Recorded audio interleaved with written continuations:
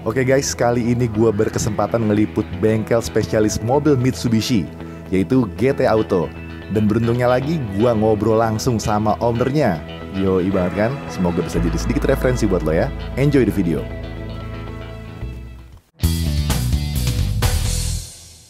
Terima kasih Om Hari. Om, apa kabar Om?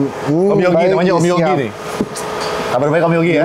Kabar baik, cuma koreksi dikit aja, bukan Bintara ya, tapi Kranji sih. Oh Kranji ya? Maaf guys, salah guys. Jadi GT Auto ini ada di Kranji, oke? Masih deket-deket area Kalimalang lah pokoknya. Ada di Kranji ya, alright. Om, tolong ceritain dong, bengkel GT Auto ini spesialitinya di mana Om? Merek apa? Sebenarnya sih gini ya, karena ini bengkel kan berangkatnya dari hobi ya. Kebetulan waktu itu karena hobinya di Mitsubishi ya, ngoprek-ngopreknya berarti soal Mitsubishi. Oke. Dibilang spesialis nggak juga, tuh ada Innova ya kan. Oh iya. Jadi kebetulan kalau untuk spesialisnya adalah di Mitsubishi. Oke. Jadi trouble yang mungkin orang lain nggak ketemu, kita bisa mencoba untuk memikirkannya. Oh, I see. Nah, keren nih guys. Om Yogi mau tanya juga. GT Auto ini mainly-nya nih, tadi kan kebetulan ya, tadi walaupun bilangnya kebetulan Mitsubishi ya, tapi bisa disimpulkan mungkin specialty-nya di Mitsubishi, walaupun bener ada Innova sih. Nah, ini Om fokusnya lebih ke perawatan berkala untuk harian atau racing purpose atau performance ya, seperti itu? Jadi kalau kami sih ya sekarang tuh lebih ke arah perawatan berkala ya. Perawatan berkala. Walaupun kadang-kadang di antara perawatan berkala itu ada yang punya anaknya dan anaknya pengen agak dibikin semi racing gitu atau agak-agak racing komposit, ya kita bisa bantu. Bisa bantu bikin juga? Bisa bantu bikin juga. I see. Terus Om, ini sepengalaman saya Om ya, yang saya dengar kira-kiraan mobil-mobil Mitsubishi, khususnya Mitsubishi yang tahun 90-an, mungkin 2000-an awal, itu spare partnya katanya tuh nggak mudah. Ada beberapa part yang inden atau mungkin impor. Nah, di GT Auto sendiri Om, kita bicara mungkin dari slow moving, medium moving, atau mungkin yang nggak slow moving lah ya, yang slow moving. Itu GT Auto selalu ready barang-barang itu, atau ngimpor juga, atau bisa ngebantu impor atau gimana Om? Jadi gini, kalau untuk mobil-mobil yang 90-an itu, secara teori kan mungkin sudah susah spare partnya untuk yang slow moving. Contoh, misalkan kayak CB5 dengan kaliper belakangnya, Eterna dengan kaliper belakangnya, itu sudah bisa dua sih, antara di refurbish, diganti, atau direkondisi dalam artian dirubah sistem kerjanya, tapi menyerupai asli. Nah, kalau untuk spare partnya, kadang-kadang itu kasuistis ya. Maksudnya kalau kaliper belakang CB5 misalkan, di antara setahun belum tentu satu mobil. Dengan kasuistis yang seperti itu, kemungkinan kecil untuk kesediaan stok spare partnya. Jadi kalau pada saat ada yang mengeluh atau minta dibantu carikan solusi, kita bisa memberikan solusinya. Gitu. Itu solusi dalam artian misalnya pun worst case impor, Om bisa bantu. Kalau untuk impor kita bisa bantu. Bisa bantu guys. Tapi sebaiknya barang baru, masalahnya itu. Karena kalau barang bekas bisa memang. Tapi kadang-kadang namanya apes kan nggak ada di kalender ya. Nah, kadang suka nyangkut. Itu yang jadi masalah. Nyangkutnya tuh saat pemasangan apa nyangkut di custom? Pada saat custom. Di custom ya, gitu guys. Pada saat importnya itu pasti kan mereka bertanyakan dokumennya apa aja. Terus ternyata adalah barang bekas, ya itu akan jadi problem. Karena waktu itu pernah kejadian waktu lagi bangun VR4, rumah full pumpnya itu rusak. Otomatis kita cari di sini nggak ada, harus impor dari luar. Apesnya adalah waktu itu tetap ketahuan barang bekas. Padahal kita sudah minta sama sellernya untuk dibersihkan. Dibersihkan ya like new lah ya. Tapi tetap kena apes, itu kena juga, nggak bisa keluar juga. Jadi better belilah barang baru saat ngimpor barang itu saat ya? Impor barang. Selain jaminan mutu dan nggak ada resiko nyangkut di custom tadi di bea cukai. Walaupun memang agak pricey ya. Secara teori pricey banget. Gitu. Kalau gue sih kalau duit dengan pricey guys daripada masalah. Udah apes, atau nyangkut. Pilihan itu. Bener. 2 kali apes ya. Dua kali nggak? apes. Ujung-ujungnya baru juga. Iya. Gitu kira-kira yo. Om, sekarang kita ke mobil harian dulu nih Om. Oke. Mobil harian. Kalau untuk mobil harian, jasa yang ditawarkan oleh GT Auto tuh apa sih Om? Kalau jasa kita itu Servis rutinnya? servis rutinnya biasa, yang pasti kan pembersihan ruang bakar. Oke. Pembersihan ruang bakar yang pasti umum carbon clean ya. Carbon clean. Terus akhir-akhir ini kan lagi sering lagi ngetren metode untuk catalytic cleaner. Catalytic converter cleaner yang mana biasanya itu terjadi sumbatan. Oh iya, oke. Oke. Apalagi untuk mobil-mobil sekarang yang pakai bahan bakarnya Pertalite. Iya. Yang mana sebenarnya mobil itu butuhnya minimal 92. Pertamax gitu Iya. kan. Dia butuh 92, begitu dikasih 90, otomatis pasti ada residu bahan bakar yang menyangkut. Disitulah rata-rata orang pada minta di catalytic cleaner. Gitu. Itu ya. Jadi apa menu servis berkalanya tadi guys sudah disebutin. Catalytic cleaner. Terus Om, ini bengkel ini kan servis berkala itu mostly berarti ngomongin sama mesin. Betul. Nah, kalau ngerjain kaki-kaki bisa nggak Om? Mitsubishi, kita bicara Mitsubishi dulu ya. Kayak kaki dong bisa nggak Om? Sebenarnya gimana? Kayak misalnya problem di steering atau ganti-ganti shock breaker, long tie rod segala macam dan perintilan kayak lainnya, GTO tuh bisa support nggak? Jadi gini.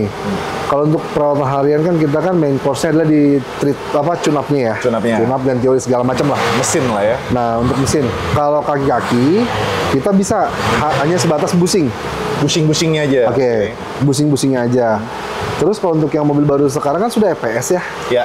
Nah, kalau sudah EPS itu biasanya kan yang rusak kan di gear shaft-nya. Nah, kalau di gear shaft-nya itu biasanya kita kasih ke vendor Oh. untuk Keren. repairnya. Gitu loh. Yang pasti vendor ini sudah kita coba, oh ternyata oke, memang nggak ada masalah. Toh kan untuk di bagian kaki-kaki atau steering, itu kan ada 2 pilihan ya. Yang pertama adalah Anda membeli dengan barang imitasi. Yap. Dengan berbagai merek lah, Heiker lah, Brasco lah, apa segala macam. Yang kedua, dengan barang dari mobil, di-rebuild ulang. Ya nggak? Secara kualitas, sudah pasti bagus yang punya mobil. Oke. Gitu loh. Anggaplah bahan yang KW ini nggak oke. Tapi di bahan yang mobil tuh oke. Jadi seandainya di repair pun, itu secara teori masih lebih awet daripada beli KW. Ya wajar sih. Ya. Logik aja. Logik aja begitu kayak loh. gitu. Logiknya begitu loh. Bener. Gitu. Nah, sekarang Om, berarti kejawab ya kayak kaki bisa dibantu. Ini kayaknya bisa one stop solution juga nih beliau nih. Nah, untuk meyakinkan one stop solution atau tidak, Om, kalau misalnya gearbox nih, baik matic atau manual, ada problem. Yang gampang dulu deh, perkara pergearboxan. Ganti kampas kopling aja untuk mobil manual. Bisa dibantu nggak gitu ya? Kalau kampas kopling manual bisa dibantu. Kegampangan kali ya? Walaupun sekarang banyak kan matic ya. Iya, Masih inget nggak ganti kampas kopling manual? Masih sih harusnya. masih bisa lah ya. Masih bisa. Karena mobil-mobilnya kayak serem-serem tuh ada beberapa di luar tuh kayak manual-manual kencang semua tuh. Ada hiu-hiu di luar tuh. Ngeri cuy. Ya begitulah. Bisa ya intinya ya? Bisa. Terus perawatan oli matic pun bisa lah ya? Masih bisa. Kebetulan ada engine ada apa Matic Plus ya. Matic Plus. ATF Plus. Iya. Nah itu berarti perawatan rutin mobil Mitsubishi lo bisa di GT Auto sini. Anyway Om, GT Auto ini selain di daerah sini punya cabang nggak? Sementara sih belum ya. Belum ya? Karena dari kemarin sudah berpikir untuk bikin cabang, hanya problem di SDM-nya. Oh I see. Ya kan? Karena belum tentu SDM yang akan ditaruh di cabang itu pola kerjanya sama kayak di sini. Itu sih problemnya sebenarnya. Ya sih, ngurusin manusia, mendisiplinkan standar kerja kepada manusia itu nggak gampang guys. Memanusiakan manusia yang sulit, ya kan? Kalau memanusiakan mobil itu lebih mudah. Memanusiakan mesin kita ngerasain, oh ini mesin ada yang nggak beres nih. Kita ganti beres. Iya, dia nggak ngelawan. Nggak ngelawan. Hanya memanusiakan manusia itu yang, tuh nih gimana orang begini ya? Gimana cara ngadepinnya ya? Gitu loh. Asik. Kira-kira Oke. begitu. Kalau jam operasional nih Om, weekday dan weekend ada perbedaan nggak? Dari jam berapa jam berapa? Enggak ya, namanya bengkel ya jam operasional sih jam 9 sampai jam 5 normalnya. 9 sampai 5 ya. Weekday, weekend Weekend kita sama. sama. Hanya kita beda di liburnya aja di Jumat. Oh, Jumatnya libur. Mantap. Ya karena mau Jumatan kalau kotor kayaknya nggak enak ya. Wah, keren. Gitu. Masya Allah, guys. Kira-kira sih begitu. Om. Bener. Kalau hari-hari besar ya pasti libur ya. Pasti libur. Hari besar, apa namanya, kebesaran nasional dan keagamaan tutup. Hari besar keagamaan tutup. Tutup. Tapi kalau hari besar nasional pun beberapa lah.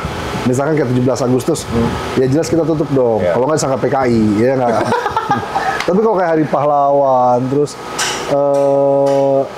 tanggal merah kebangkitan Isa Al-Masih misalkan, kita tetap buka. I see. Gitu. Paham. Ya kan? Nah, Om, terus apa namanya, customer Om nih, kalau boleh tahu nih Om, mostly yang datang ke sini, mobil yang pakai harian, means perawatan berkala, atau mobil hobi yang mostly ke sini nih? Mostly? Atau average, 50-50? Enggak lah, 80% itu mobil harian ya. 80% mobil harian? Jadi orang datang pagi, dia ngantor, kita repair sesuai dengan keluhannya, sore dia pulang kantor, diambil lagi untuk besok kerja. Oh gitu? Ini mobil harian yang bener-bener dipakai tiap hari ya? Bener-bener pakai tiap hari. Oh. Gitu. Kalau tapi ada juga kan mobil yang emang buat hobi, yang emang buat performance segala macem. Itu hanya 20% ya. Yang taruh sekarang mungkin keluarnya 3 bulan lagi. Taruh sekarang belum sebulan lagi baru keluar. Ya 20% banyak juga sih guys menurut gue. keren. Oh Gitu. Terus kalau apa namanya, secara umum nih, yang Om tahu lah sebagai pelaku Mitsubishi nih, mobil yang Om handle mungkin di range-nya itu sekitar tahun 90-an sampai dengan 2000-an kali ya, baru masuk sini ya. Itu masalah umumnya apa sih Om? Yang 90s deh, mungkin yang 90s dulu. Gue sekat-sekat dulu deh, yang 90s. Oke, yang 90s. 90s itu kan berarti kan ada Gallon, beberapa Lancer, gitu-gitu. Ada beberapa tipe ya. Yang 90s itu kalau di Lancer CB5 CB5 GTI. ya, itu kita ngomongnya adalah CB5, dia secara spare part mungkin sudah nggak terlalu banyak. Iya. Contoh pompa oli. Ya. Memang orang kadang menggampangkan pompa oli. Padahal itu sebenarnya masalah utamanya si CB5. Oh, masalah. Dari pompa oli itu bunyi HLA lah, Iya. ya kan, bunyi tek lah, itu dari sisi engine. Iya. Terus dari sisi delco-nya untuk CB5 juga sudah agak sulit ya. Sekalinya ada pun KW kadang-kadang mengirim sinyalnya kurang oke. Oke. Ya kan. Sama yang terpenting itu adalah di sisi kaliper belakang yang tadi saya bilang. Kaliper belakang rem ya. Karena kaliper belakang CB5 itu sama seperti Outlander, di mana antara brake pad dengan parking brake itu jadi satu posisi di kaliper. Dia nggak kepisah ya? Nggak kepisah. Salah satu yang kepisah setahu saya itu kayak CR-V. CR-V terpisah. Bisa. Dia CR-V lama ya? CR-V lama. Terpisah. Gigitan rem kaki beda, gigitan Benar. rem Parking brake di parking drum. brake beda. Betul, itu CB5. Penyakit CB5 selain dari yang mungkin bodinya sudah reot lah atau apalah ya. Umur ya Om ya? Umur. Satu umur, yang kedua adalah biasa penggunaan poliuretan. Poliuretan. Ya. Karena kalau busing orang ngomong ganti poliuretan lebih enak, lebih awet, lebih stiff lah ibarat kata. Cuma jangan lupa, chassis Anda sambungan. Ya nggak? Di setiap chassis itu pasti ada welder. Yang mana kalau pada saat dari pakai poliuretan, geter, ya geternya sampai situ. Getarnya sampai itu dan mungkin ada potensi impact ke sambungan-sambungan tadi Om. Ada kemungkinan situ. I see. Ya, memang kalau poliuretan dianjurkan untuk mobil yang performance. Tapi ingat, mobil performance hanya di jalan halus. Iya. Nggak ada posisi tidur, nggak ada gravel, nggak ada paving block, nggak ada lubang.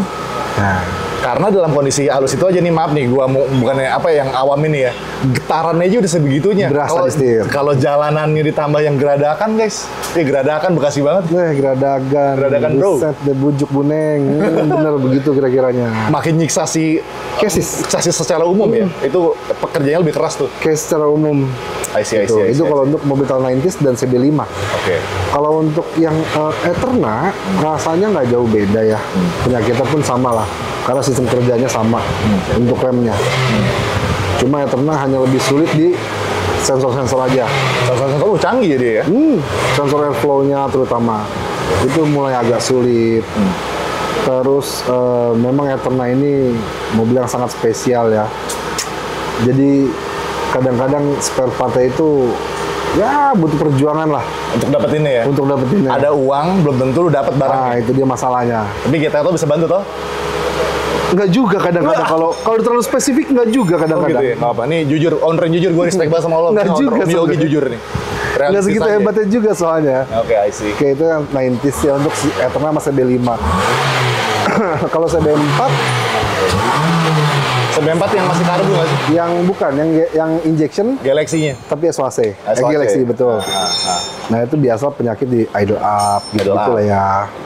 RPM goyang-goyang. Tapi ya jangan lupa mereka itu pada mobil berkomputer yang mana usia komputer ini mungkin ada umurnya. Yes. Ya anggaplah komponennya bagus, tapi kan sirkuitnya kita nggak tahu. I see. Oke, itu di tipikal mobil 90s. Terus apalagi Om? Tadi yang mobil tahun 2000-an. 2000-an di situ ada Outlander. Grandis, Outlander, ya kan? Lancer Sedia juga 2000-an lah. Lancer Sedia, oke. Kalau Yang tahun umum aja. 2000-an itu kan yang paling lagi orang banyak pakai Giant Hiu ya.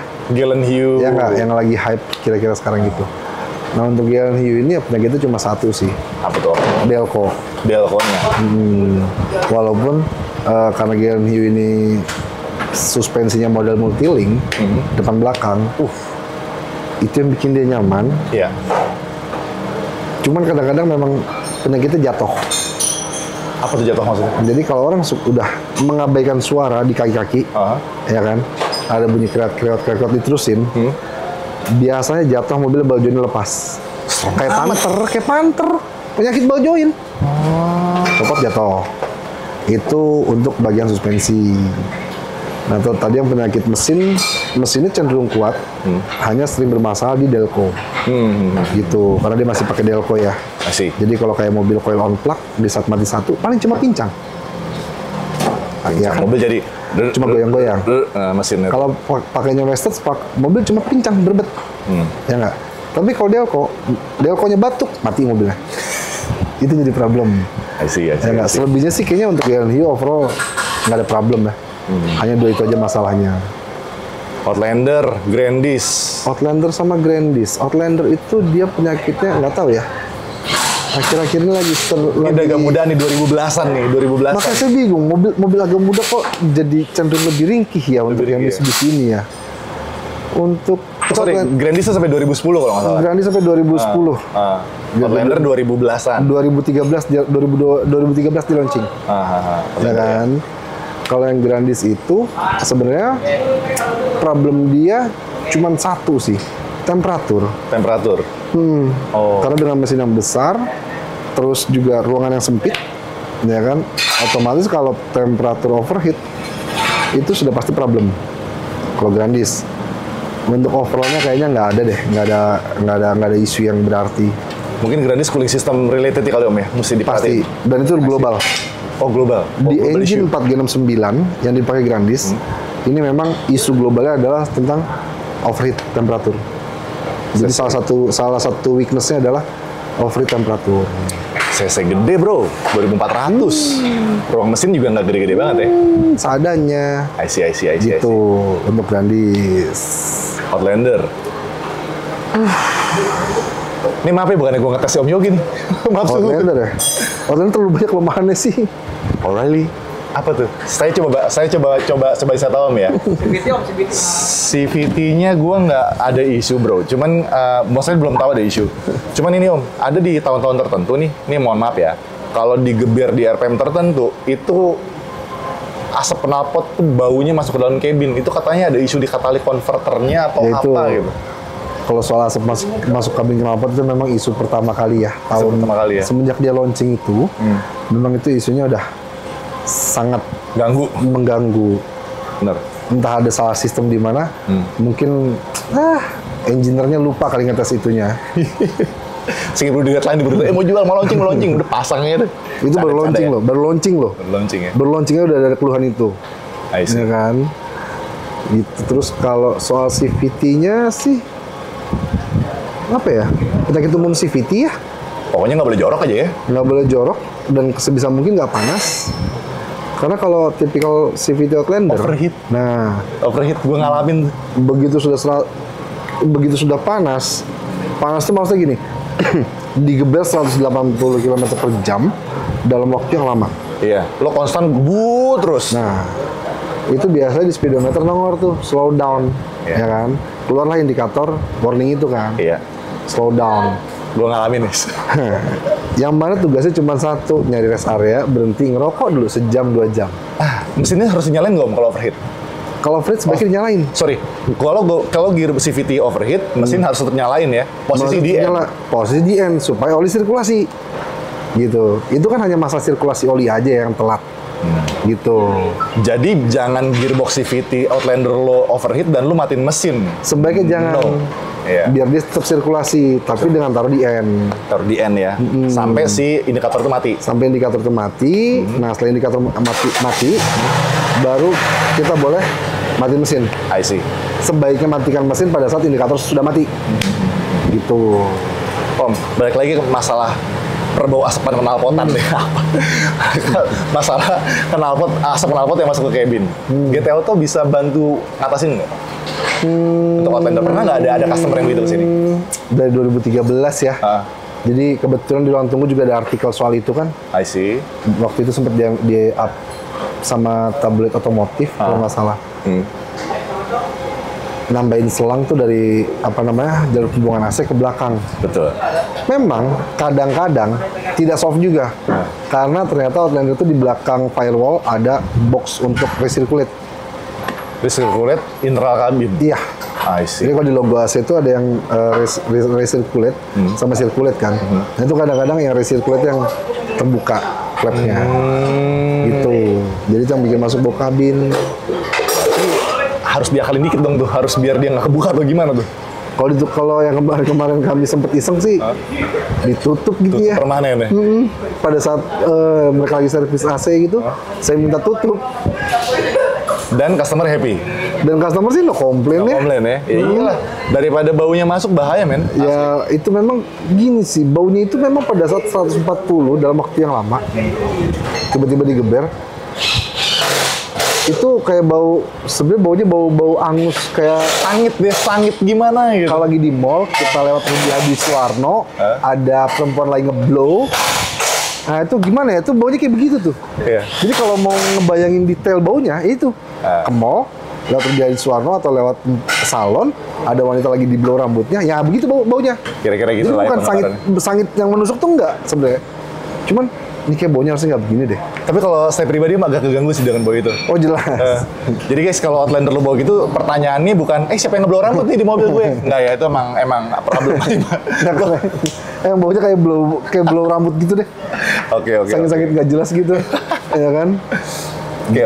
Om, pernah ngurusin Delica nggak Om? Nah, Delica tuh mesinnya sama Outlander tuh. Beda. Salah. Beda. Mesinnya beda. Beda. Jadi kalau Outlander itu pakai 4B11. 4B11. Kalau Delica itu pakai 4J11. J ya? J. Jakarta. Junkie. Kalau Outlander pakai Bravo. Oke. Ya nggak? Yang mana dia mungkin secara blok ke bawah itu sama. Oke. 2000 cc. Cuman untuk silinder headnya dia beda. Cara bekerja MyFake-nya beda. Terus jumlah camshaft-nya beda. Oh, gitu loh. Baru tahu guys. Model motor MyFake-nya beda. Ternyata tidak semudah dibayangkan. Gitu.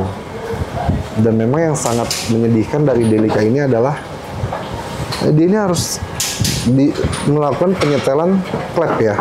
Setiap 60.000. Setiap 60.000. Hanya masalahnya mesinnya di dalam dashboard.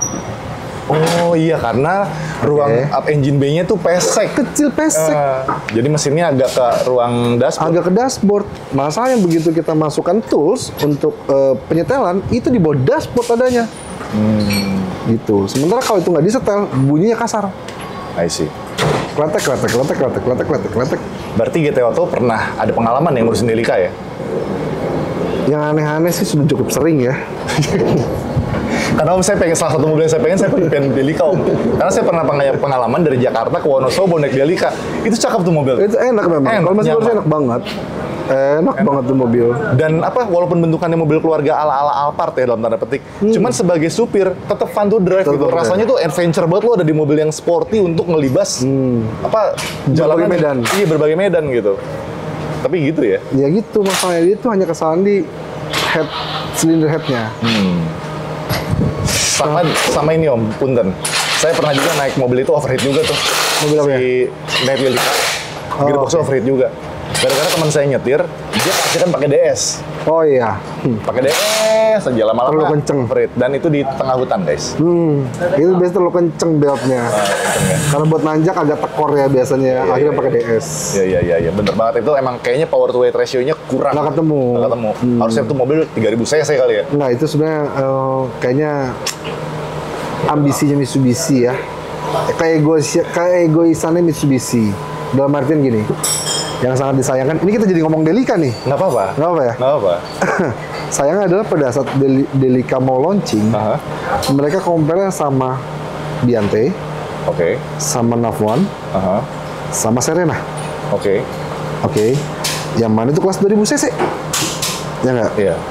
Nah sementara Delica ini yang diunggulkan di luar adalah pakai 2400 dengan mesin 4B12.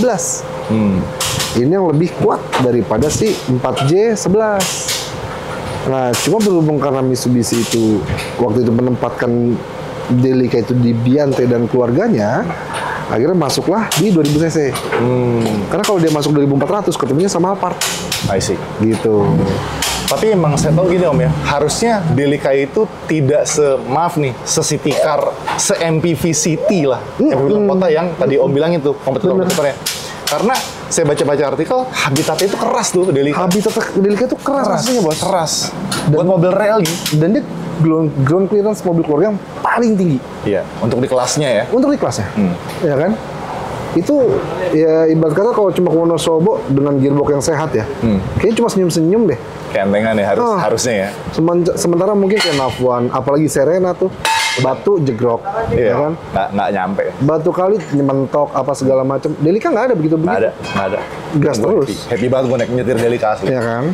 Dan di luar tuh dia, sorry tadi bukan mobil rally ya, Delica itu adalah mobil yang dipakai untuk tim rally di luar negeri. Supporting car. Namanya kan Delica. Delica tuh delivery car untuk bawa spare part. Dan dia itu ada versi, ada diesel dan yang ada all wheel drive-nya kalau nggak salah. Itu, aduh. Sayang banget di sini nggak ada. MMK sih, ayo make Delica great again. Aduh, menyenangkan sekali. Keren. Saya juga salah satu mobil yang saya pengenin tuh. Terus Om, GT Auto balik lagi nih ke servicesnya GT Auto. Kalau ada customer nih mogok entah di area sini kah, atau beda kota, atau di luar Jawa mungkin, bisa bantu nggak Om disamperin gitu? Yang pertama saya tanya kenapa dulu? Om Yogi, mobil gue mogok nih, gue nggak tahu kenapa. Tolong dong Om, tolong banget nih gue lagi. Minimal harus tahu. Nah itu masalahnya kalau di bengkel GT Auto, ya kan? Setiap customer itu harus tahu kenapa mobilnya. Dalam artian gini, minimal kita bisa mengadvise, mengedukasi. Ya nggak, jangan Mas mobil saya mogok. Nggak, mogok kenapa Pak? Nggak tahu, pokoknya nggak bisa nyala. Pas dicek cuma kepala aki kendor. Ya nggak? Cuma kepala aki kendor. Ya itu yang coba kita educate dulu customernya. Mas mobil saya mogok. Baik Pak, bagaimana rasanya? Saya habis parkir tiba-tiba habis parkir saya ke kantor atau ke mall atau ke makan, pas keluar nggak bisa nyala. Pernah kejadian di mobil Outlander. Outlander sih. Pajero yang lama, yang old. Pajero Dakar yang 2015 ya. Pajero Sport ya. Bukan Sport. Pajero aja. Pajero Sport. Pajero Sport. Nggak pakai aja. Jadi dia ngomong, Mas mobil saya mogok. Mogoknya gimana? Nggak bisa nyala. Ya udah, nggak bisa nyalanya gimana? Cuma cekek-cekekan doang, ya kan? Oh, cuma cekek-cekekan gitu. Sebelumnya gimana Pak? Saya habis dari mobil, kantor, ke mobil lagi. Ya udah, Pak mohon maaf, kuncinya jatuh nggak? Oke. Simpel dong pertanyaannya. Iya Mas, tadi jatuh kuncinya. Pecah nggak Pak? Iya Mas. Tolong lihat Pak, jatuh di mana? Emang kenapa Mas? Ada chip IMO-nya. Ada apa, sorry? Chip immobilizer. Chip immobilizer-nya, alright. Oke. Itu mau sampai kapan juga nggak nyala, men, kalau nggak ada chipnya, men. Oh iya, karena nggak ngobrol sih, kunci masih mobil. Ya iyalah. Maksudnya, mogok ini terlalu banyak, ya, terlalu luas lah. Iya. Ada yang cuma cengengesan, ada yang di starter mermelek, ya kan? Nah itu kita yang susah kan adalah menerjemahkan bahasa teknis ke orang awam. Bener nggak? Meremelek itu dashboard ya? Iya. Alamat. Nah, ya nggak? Begitu starter, nah meremelek. Oh, aki tekor berarti. Ya nggak? Kalau cuma cengengesan, cengengeng. Maaf, kunci jatuh nggak? Nah, gitu loh. Udah dengerin dah, ini dah. Ini lucu banget istilah cengengesan, kedap-kedip mobil tuh ya. Iya, meremelek. Meremelek. Kita kan apa ya? Ngasih tahu orang-orang awam dengan bahasa teknis tapi yang gampang. Ya nggak? Jadi orang bilang, wah mobil saya mogok. Ya udah apa dulu? Dashboardnya Pak, kedap-kedip. Oh, meremelek Pak. Ya itu aki tekor. Sesimpel itu ya. Bisa nggak kesini? Maaf Pak, kalau bisa shop and repair terdekat aja, coba jumper. Ya dong. Ya udah, akhirnya dia telepon shop and repair, terus jumper hidup. Selebihnya dia mau ganti aki, yang pasti itu aki rusak. Iya. Ya nggak? Kalau emang dia mau kesini minta ganti aki ya silakan kesini. I see. Bener nggak? Ada lagi yang ngomong, Mas, yang tadi Pajero mobil saya cuma cengengesan kayak nggak ngangkat. Oh, suara starter ya Pak? Coba Pak. Cengengengeng. Oh ya Pak, cengengesan Pak. Kunci jatuh nggak? Iya Mas, jatuh. Terus gimana? Ya tolong cari. Itu jatuh di mana? Cari chipnya. Ketemu Mas. Ya udah Pak, pasang. Oh ya Mas, udah hidup. Saya nggak perlu ke sana. I see. Ya nggak? Nah jadi sorry to say bahwa customer di sini tuh ya, lu jangan polos-polos banget gitu loh. Jangan cuma ngomong mogok, toto mogok. Ya mogok kenapa gitu loh. Kenali mobilmu kawan. Nah itu. Yang penting itu sih kalau urusan mogok ya, apalagi di luar kota. Kalau di luar kota biasanya orang, Mas mogok overheat. Ya udah Pak, daerah mana? Misalkan saya di daerah Semarang. Langsung saya pikirin, oh saya temen di sini nih yang kira-kira verified. Ya udah Mas, tolong dong cek mobilnya ke sana. Ya nggak, dilihat kenapa. Setelah dia cek, dia pasti nanya ke saya. Iya Om, mobilnya begini. Kebetulan saya lihat history data. Mas itu kemarin belum aku pegang Mas. Memang udah dijelasin ke bapaknya. Ada masalah di kipas misalkan. Tapi bapaknya nggak setuju ganti. Ternyata overheat di Semarang. Oh yaudah Mas, dia harus ganti. Ya udah Mas, ngomong aja langsung sama orangnya. Ya nggak? Nah, dalam artian kan gini, yang ditakutkan sama customer kalau keluar kota adalah dia tidak bisa menemukan referensi bengkel yang tepat. Yap. Benar nggak? Apalagi yang katanya banyak bengkel habis di bawah jasa marga, masuk ke bengkel, udah selesai tuh. Habis-habisan loh. Iya, pasti. Ya nggak? Lagi urgent. Nah, apalagi lagi urgent, ya nggak? Ibarat kata lagi urgent itu kan orang mau yang tadinya nggak perlu diperlu-perluin jadi perlu gitu loh. Iya deh, gue selamat gue jalan deh. Bener nggak? Yang penting begitu kan. Nah, sementara kalau untuk sampai dengan Jawa Tengah, Jawa Timur, itu sih saya kebetulan masih ada yang bisa membantu untuk ngecek. Oke. Gitu, kalau terjadi jalan. Itu kalau soal problem di luar kota.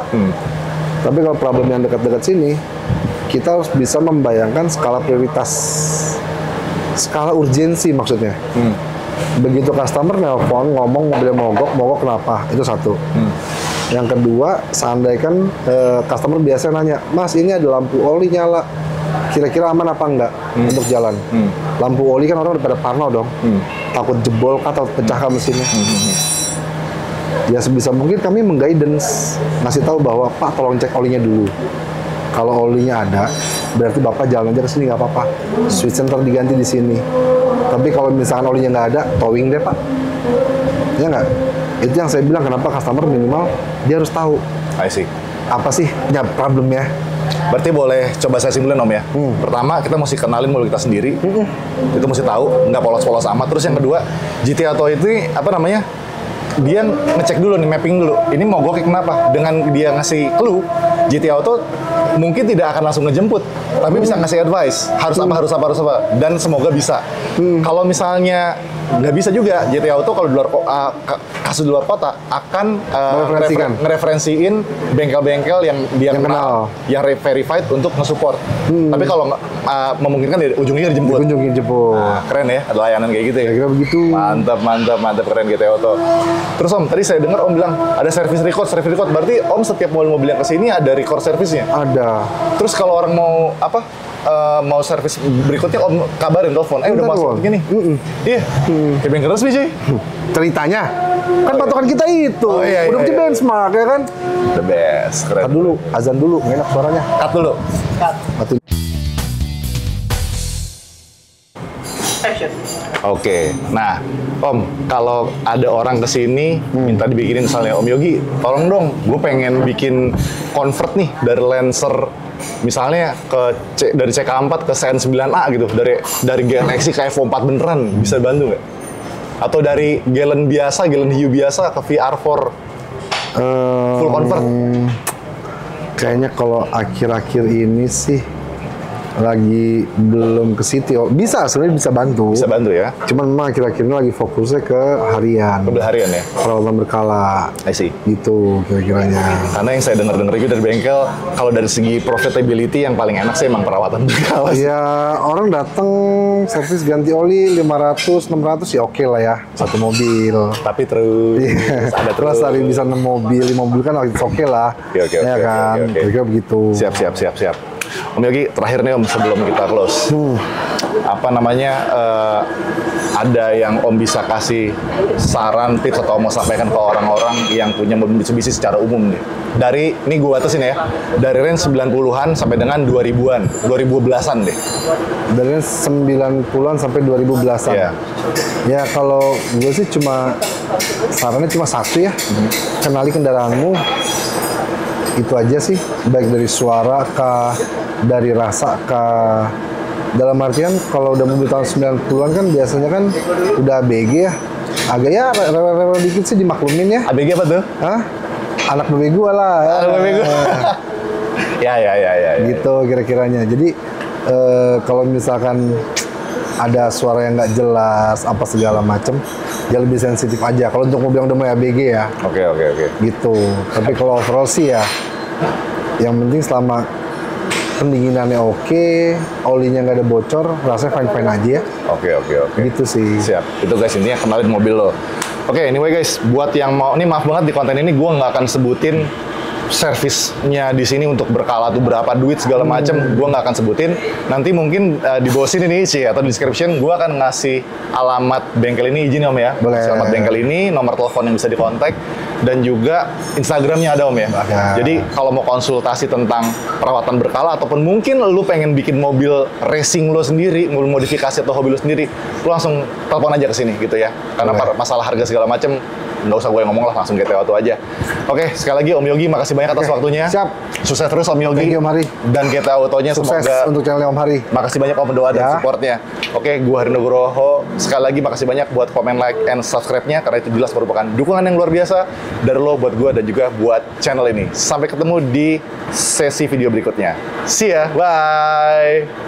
Sip, gas.